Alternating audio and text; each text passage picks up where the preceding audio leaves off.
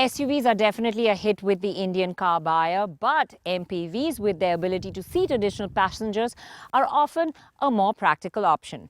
Now, Maruti and Mahindra are betting big on this segment with their recently launched Marazzo and the all-new Ertiga.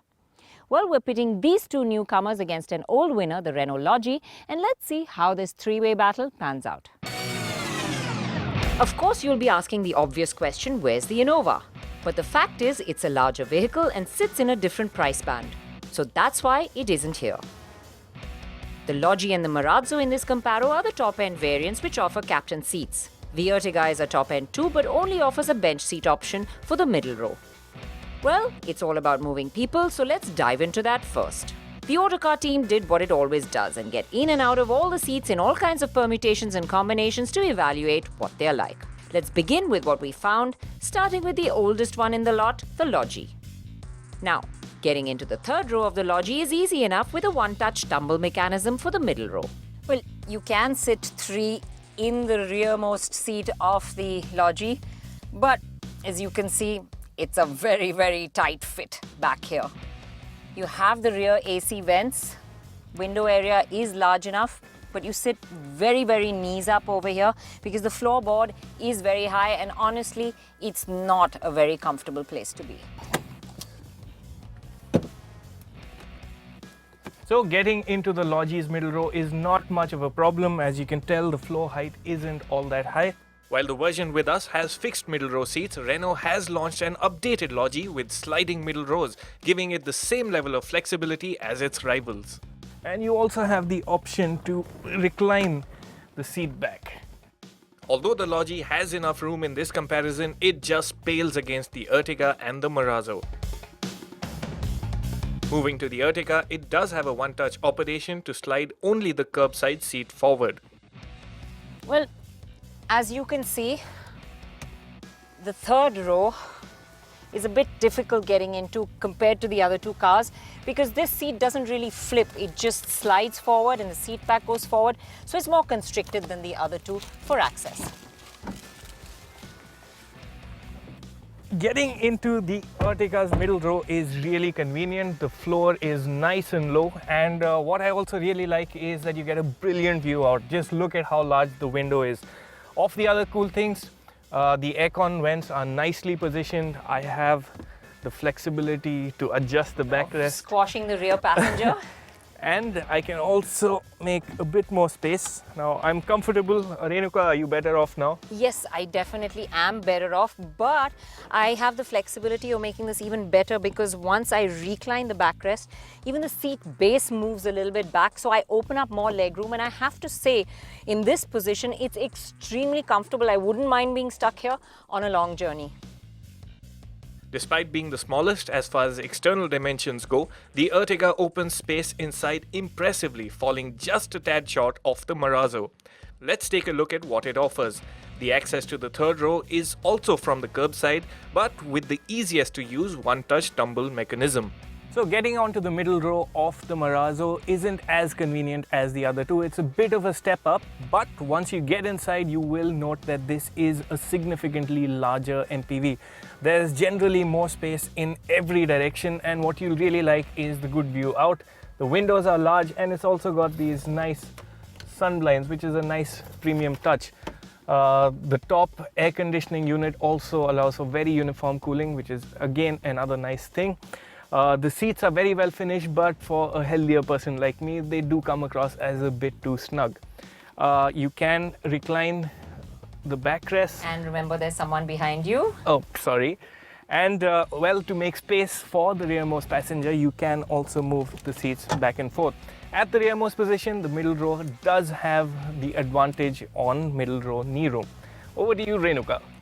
Well, as you saw a little bit earlier, sitting three abreast here is, I think, the easiest, but the fact that these seats are contoured doesn't really make it comfortable for all three passengers because the side two have a lot of the side bolstering intruding into their seat space, and the center passenger really sits a little all over the contours. So, though it has more space than the Lodgy, it really isn't ideal as well, and you do sit more knees up than the Ertiga in this back seat.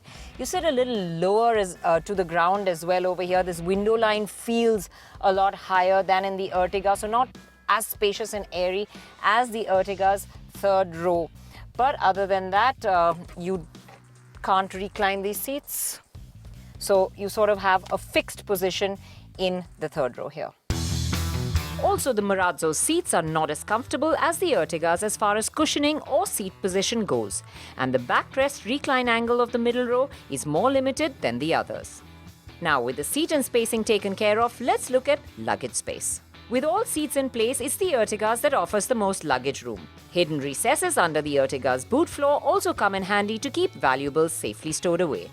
The Lodgy and the Marazzo can only hold a few soft bags with all the seats up. All three MPVs let you fold the rearmost seats down to create room for more luggage.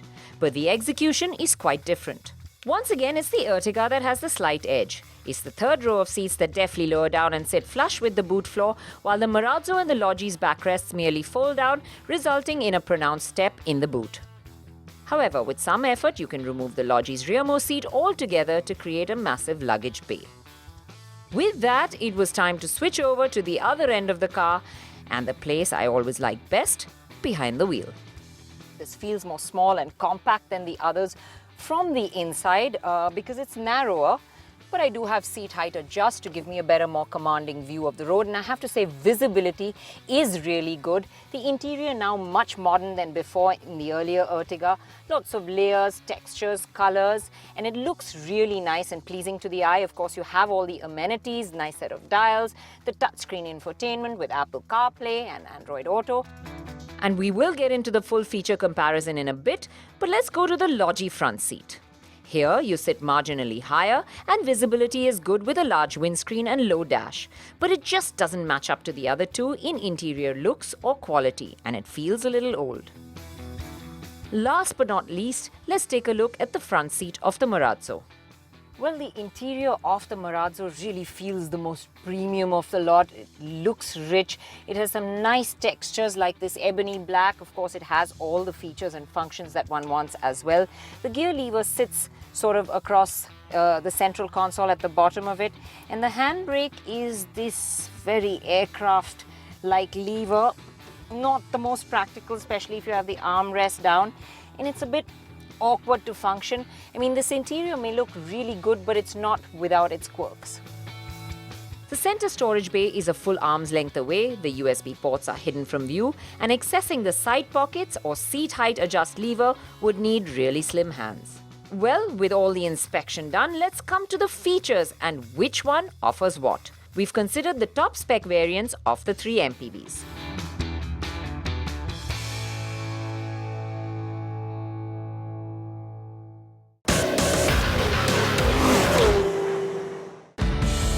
With all the practicality addressed, let's find out what they're like on the road. The Lodgy really has a very thick steering. For my hands, my fingers just about wrap themselves around it. And it's also the heaviest of the lot. The clutch is also heavy. So driving this around in stop-start conditions isn't the easiest. But where the Lodgy really shines is, in its performance, because whether I'm ambling around like this or whether I want to get a step on it, it just comes alive so easily, this engine. It's got enough performance and it breathes easy whether you're cutting through city traffic or you're out on a nice open stretch of road. The Lodgy definitely doesn't feel like a well-insulated cabin. There's a lot of drumming noise filtering through from the road, especially on a bad section like this. And even as far as the ride quality is concerned, it has a firm edge, so I'm feeling everything that's under the tires. It does also crash through the larger potholes. While the Lodgy's engine may be good on performance, refinement is not one of its strengths. And when we crunched the V-Box numbers, we also found that while the Lodgy is the quickest to the 100, it's the Marazzo that's quickest through the gears. In fact, 30 to 50 kilometers an hour in third, 50 to 70 kilometers in fourth, or 80 to 100 in fifth The Marazzo is a second quicker than its rivals, which is what makes this engine feel good out in the real world. The Marazzo is quite eager off the line, and there's a good linear progression to the power. It's also the most refined engine of the lot. It's nice as a highway cruiser, but it's also equally easy on the lazy driver. I mean, you can amble around in higher gears at lower speeds. Let's slow down. And as long as you're gentle on the throttle, it's fine. But if I press down for an urgent burst of power, then I do require a downshift. And while talking of the gear, although the lever is up high and is short, it still feels like you're maneuvering a longer stalk with a large throw, which is what makes it feel a little more rudimentary than the others. Now, while the Marazzo does have the best power figures, it's also a heavy car, and you do feel like you are lugging the extra weight when you try to draw a quick burst of power. But it never feels heavy to drive. In fact, it's quite the opposite. Now, in the Marazzo, you generally feel like you're sitting one floor above the other cars. And this A-pillar and the angle of it does create a bit of a blind spot, but otherwise, visibility is quite good. The steering is really light, clutch is light and easy to use. So, driving it in city traffic is pretty easy. It just looks like a much larger car, but it doesn't feel like it out on the road. The Marazzo does have a good ride for body on frame, and while it does have a certain amount of lumpiness, it's nothing to complain about. With its tall stance, however, it does have a lot more side-to-side movement than the other two, and you may feel that in the back seat. But from behind the wheel, it's a sure-footed MPV that offers up a good amount of confidence. On the whole, though, it's the Ertiga that really offers the best from behind the wheel in that sense. The Ertiga feels really car-like to drive. The nice flat dash gives you a lot of visibility. So, it's very easy to see all ends, especially when you're cutting through traffic and, cars are nipping and zipping around you. It's nimble and easy in the city and feels really well composed at high speeds too. This composure is also felt in its ride quality. Ertiga really has the most pliant, absorbent, low-speed ride. And, even the suspension is the one that works most silently. So comfort levels inside the cabin are really good. And even as you pick up the speed, it has the most flat and composed ride. So if you're asking me which is the cabin to be most comfortable in the back seat in, I definitely say Ertiga. The Ertiga's bonnet is also home to the ubiquitous 1.3-litre DDIS 200 diesel engine. This engine makes 90 HP and 200 Nm, which is not much for an MPV. Now, this engine is not as dead as before. It's definitely got more life, but it still gets going only after about 2000 RPM. And when you push it, it does get vocal. And the fact that it only gets going after about 2000 RPM means in city traffic, and especially when you have to slow down and get a move on again, you really have to work the gears a little bit more than the other cars. True to its name, the Maruti Suzuki Ertiga comes back to the fight with class-leading fuel economy numbers. While the Lodgy has outright performance and the option to convert its cabin into a cargo hold, it has little else than the other two in this fray. The Ertiga and the Marazzo just come across as more modern, premium, and refined products in this comparison. So the fight is really down to these two newcomers. And it's a close fight, with the Marazzo having a roomy and premium cabin, easy-to-drive character, refined engine, and good performance. But it does have ergonomic issues, and its high center of gravity means that its ride quality loses out to the Ertiga. When you consider that this is a race of practicality, then the Ertiga really comes across as the best, with a combination of space and comfort. The third row is the easiest to be in, the middle row is good on room too, and it offers the most luggage space. That apart, it really drives more like a car than an MPV, and the low floor means that elderly people will find it easier to get into too. Throw in the best fuel economy figures and the price, and it really crosses the finish line in first place with value as well.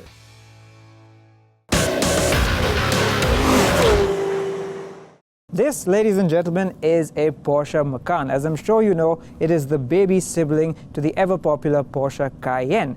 Now, it's Porsche's best-selling model worldwide, and it nearly sold 100,000 units last year. However, in India, it hadn't really taken off, and there are some very good reasons for that.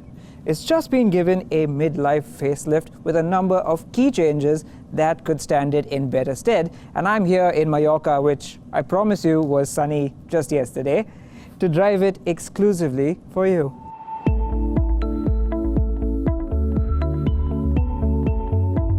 Now, it's understandable that a facelift wouldn't change much on the outside, but at the front at least, the changes to this Macan are really hard to spot. The overall shape is the same, of course, but unusually the bumpers haven't changed much, and neither has the bonnet. The headlamps, however, have moved from bi-xenons to adaptive matrix full LED units, which look really aggressive with the new Porsche 4.DRL signature. Other changes include new wheel designs up to 21 inches in size, customizable side cladding strips, and new paint shades. However, it's around the back that you'll see the biggest change. The tailgate has been bifurcated by an LED strip that joins the tail lamps, much like the Panamera, Cayenne, 718 and the new 911, but slightly differently executed. I like it.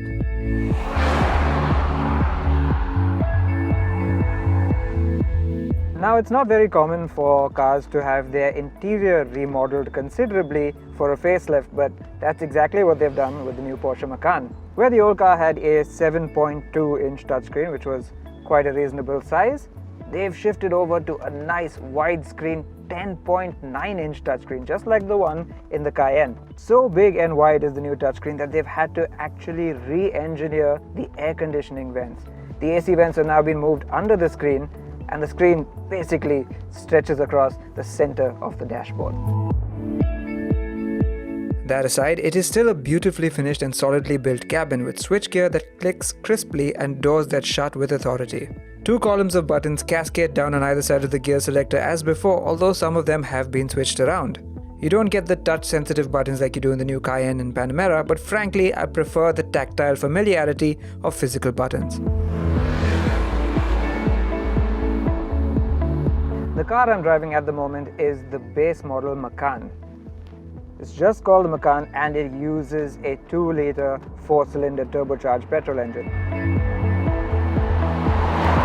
This engine is unchanged from the one already sold in India with 245 horsepower and 370 Newton meters, and it is just as we remember it. Those numbers might sound inadequate for an SUV, a Porsche SUV no less, but this motor does a pretty good job of moving this car's bulk. Sure, it's not what you'd call strong, but it is sufficient. What you do miss, however, is the sound of a bigger V6 or V8 engine.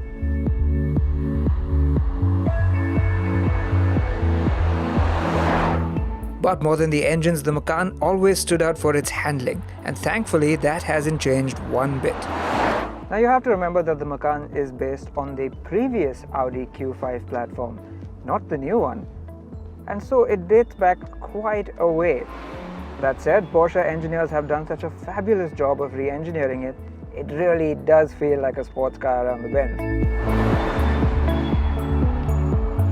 There's a certain degree of heft to the way everything feels in this car compared to SUVs of a similar size like a Q5 or X3 for instance. It's not quite as light to steer, and the ride, despite being on air suspension, does feel a little bit firmer. But that small compromise comes good when you start to push harder. It's an absolute pleasure to grab onto this tiny steering wheel and hustle what is still a mid-size SUV at the end of the day around tight corners like these. And yes, while the 2-liter engine is sufficient, this chassis is so capable it just begs for more performance. And luckily, there was a more potent version of the Macan available for test at Mallorca. Now, while the base Macan with the 4-cylinder engine is good, this is the one you really want. It's the new Macan S. It uses the 3-liter turbocharged petrol V6 from the base Cayenne, and here it makes 354 horsepower and 480 Newton meters of torque. There was a Macan S before the facelift too, which wasn't sold in India. It too had a 3-liter V6, but this is a different new generation engine which abandons the twin-turbo layout for a single twin-scroll turbo placed within the cylinder banks. Not only is it more powerful, it's more responsive too. The key difference from the base model though is not just the numbers, but how effortless this thing feels. Whether you're at city speeds or out on the highway, this one just feels a lot easier at picking up speed.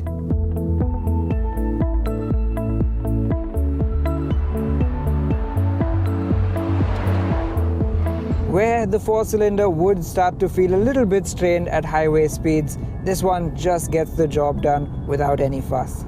So yes, while the 4-cylinder Macan does feel adequate, this one feels good. And it's not even the most powerful version of the Macan that will be there. Yes, they will be introducing a Macan Turbo, and that will use the 2.9-litre twin-turbo V6 from the Cayenne S. And of course, the other reason you would choose the 6-cylinder Macan over the regular one is the sound it makes. That's a proper sound. That's what you want in your sports SUV. It's not rumbly like a V8, nor is it buzzy like an inline-4. It's something pleasantly in between. The reason I'm relishing this Macan S is there may actually be a chance we get it in India this time. As I'm sure you know, Porsche has ditched diesel engines entirely, so it could just bring the petrol S to fill the gap between the base model and the top spec Macan Turbo. And unlike the new Cayenne, there is no hybrid variant of the Macan. This old gen platform simply doesn't support it. Nor does it support rear wheel steering, or the 48-volt electrical system and many other technologies newer Porsches get. But it's hard to complain about what wasn't possible when there's so much about the Macan that's right. The facelift is minor, but that small extra bit of aggression is welcome, as is the new infotainment system. And above all else, it is still quite possibly the sharpest handling SUV on the planet right now. I can't wait to drive it on Indian roads, and with a launch schedule for the latter part of 2019, anticipation levels are certainly through the roof. And now it's time for safety tips with Servo Futura G Plus from Indian Oil.